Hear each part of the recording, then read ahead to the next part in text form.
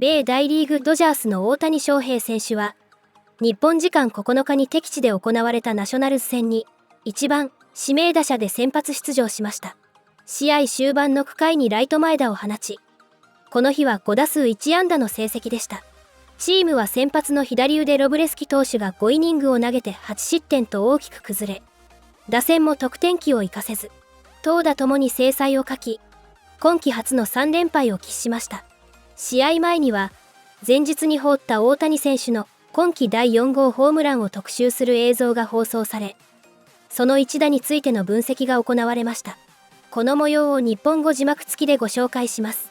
また、日本時間9日に公開された米ポッドキャスト番組、ファールテリトリーでは、マックス・マンシー選手のインタビュー映像が配信され、東京シリーズや大谷選手に関する話題も取り上げられました。こちらも日本語字幕付きでお届けします。All right, well, heading into yesterday's game, Shohei Ohtani only had 4 hits and 20 at-bats against left-handed pitching. All were singles. We talked about it yesterday. But then he went out and singled, tripled, and homered off Nationals lefty Mackenzie Gore. So Shohei has boosted his batting average against lefties to 304 and the OPS back up to 826. Amazing what a day at the plate early in the season can do for a guy, especially Shohei. And Jerry, you say it all the time. The players watch our shows. And clearly Shohei was watching us yesterday on the Spectrum app, of course, and he heard us talking about his lack of production early this season against lefties because he made up for it in a big way. Well, Johnny, you remember, these guys have their iPads, right? iPad with exit velo, their spin rate off the bat or whatever they're doing. They also have their own personal iPhones, iPad, and they're watching our show. And what? I'm doing what against lefties? I'm going to show those guys. So we're going to go Access 360 and really break down the big show. Really irked by our pre-game show. Oh, you're saying I can hit lefties? I'm going to take Gore right there. I'm going to take that slider 1-0. Okay? I'm feeling pretty good about myself. Gets another slider. Tip your hat right there, 2-0. Uh-oh, I'm going to get a fastball. Boom. I was ahead in the count 2-0. I got 94 coming in, about 101 going out, 378 feet on a line. The first baseman could have caught this ball if he jumped, but he didn't. Outstanding job, head down on contact. This ball is center cut, and he does not miss this fastball. And it's so good to see. See the swing there, Agon right there? Head behind the baseball. Great finish and follow through. And once again, these guys, and this is what makes guys like Shohei Ohtani, Mookie Betts, Gonzo when he played, you tell them that they're not doing something, they can flip the switch instantly. He did that last night. So you guys really got Shohei Ohtani going. We're team players, Jerry. Well, I wasn't critical. critical. To do well. But I wasn't critical of Shohei. I wasn't. We weren't either. Shohei's going to be just fine. Stating numbers. Okay. And facts. All right. Hey, Shohei got the job done. He heard us and said, like, I'm going to show them, and he went out there and did it. That's what great players do. That's right. Jerry, you just needed someone to be a little more critical of you when you played. Exactly. Yeah, everybody was too nice to you. Yeah, I had earplugs, though.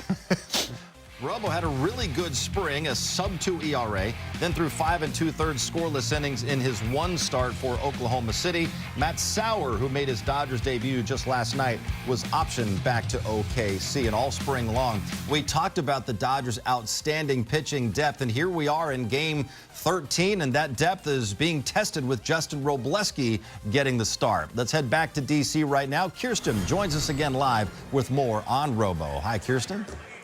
Hi, John. And yeah, Justin's coming off of not only a fantastic first start in AAA, as you mentioned, but a really strong spring training in which a lot of eyes were impressed. He's come in, you can just tell how he carries himself. He's more confident and has learned from some of those challenges he had at the end of last year. Dave Roberts talked about Justin today and what he expects to see from him and how he's prepared for this moment right now. He's grown. You know, I think that most young players, I like the stuff. It's a good fastball. I think the thing with Justin is he's understanding how to use his secondary pitches to kind of keep guys, major league hitters, off balance and not trying to always overpower them. This is a young ball club that swings the bats, they put the ball in play, and so it's going to be a good challenge, and we got to play good defense behind him. But, you know, I think he should have a good one if his secondary is where it needs to be. With Robleski, how much of like the pitching front to back is stuff that like you guys as an organization pressed upon him? How much of that is like maybe having the experience in the big leagues last year and seeing that maybe bullying guys with fastball isn't going to work? It's a combo. I think more pitching coach driven and also major league hitter driven. I think the best kind of gauge on success or potential adjustments any player needs to make is the players themselves. And so as a pitcher, when you're not being able to put guys away or giving up hard contact, there's telling you got to change. And so he learned on the fly, and he's doing a good job adjusting.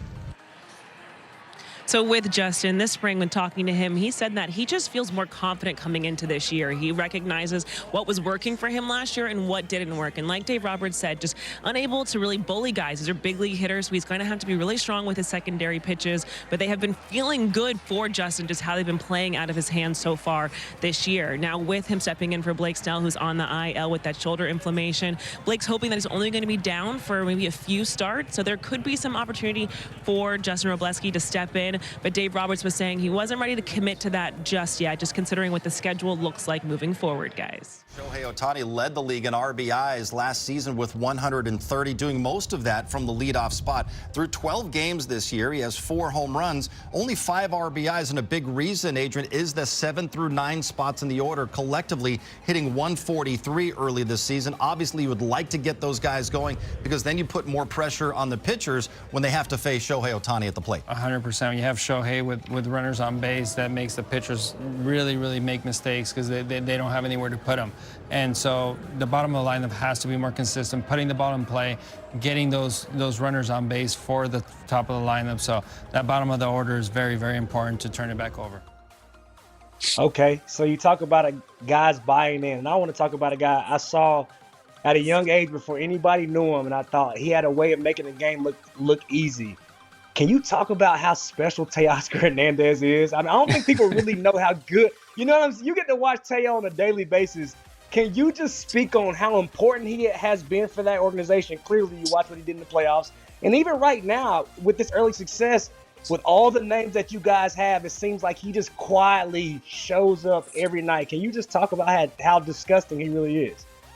Yeah, he has very consistent at bats. He has a very simple idea of what he's trying to do in the batter's box, and that allows him to just do a ton of damage. His swing works for what he's trying to do, and he understands that. He understands exactly what he wants to do with every single ball that's thrown, and you see it go out there. He continuously drives balls to the right side of the field. He has a lot of power that way, and that's what allows him, when the mistakes are made, to pull those balls and get the big homers that he does. And he just has consistent at bats night in and night out. And when you can have a guy like that in the middle of the order, it just lengthens the lineup so much. And he's driving in a ton of runs for us already. And at the end of the year, we know what his numbers are going to be. He's a consistent player that it's just another guy that the other team has to worry about. And it just makes it tough.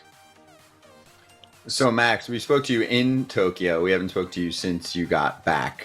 What was that like as an experience? And I do want to get the Shohei factor of how beloved he is there, how he's on every billboard there. I was there a few months ago, and I knew I was going to see him. I saw him much more than I thought in sneaky spots. Like you're in a store, and there's something that's not even like all over the store, just like a little, lip balm here, a little pack of mints there. It was just everywhere, right? It was subtle at times. So I wanted to get your thoughts on that, and did any of that obviously spill into this celebration that now has been created on the base paths? I think you already know the answer to that one. Yes, it did. We have our hitters meetings every day, and we kind of go over a bunch of stuff. And Cole, the guy who puts together the PowerPoints for our hitters meetings, he kind of snuck in one of his commercials, and I think the brand was Decorte or Decorte. I don't know how you say it, but he's swinging the thing across his face and gives a little wink at the end. And so we all had a great laugh at that one. And so we just took it out that night is when he hit the walk-off homer. So we just kind of carried it on, and that's usually how those types of celebrations start. It's just a little moment that everyone has a laugh at, and you just kind of make fun of it, and then you realize, hey, this is kind of a good thing to do, and you just roll with it. And so that's how those celebrations starts. But as far as the Tokyo series, it was unbelievable. It was really cool, once in a lifetime trip for me, especially when you're talking about going there with Sho and Yosh and Roki. It was just seeing all of those guys everywhere the way that they were was wild. It was like traveling with the Beatles or the Rolling Stones or something. It was just crazy. The amount of people that were everywhere that we went, it was really, really cool. I had a lot of fun. I was also ready to come home, but that's because, you know, we did the Korea trip last year, and it's just a lot to start your season to make a trip like that. But it was also, I'm really glad that we got a chance to do it. It was really fun. How was Roki received? Because Roki was just there like 3-4 months ago, and I get it, Yamamoto and Ohtani have done bigger things now because they've been in the big leagues for longer, but how was Roki received during that time?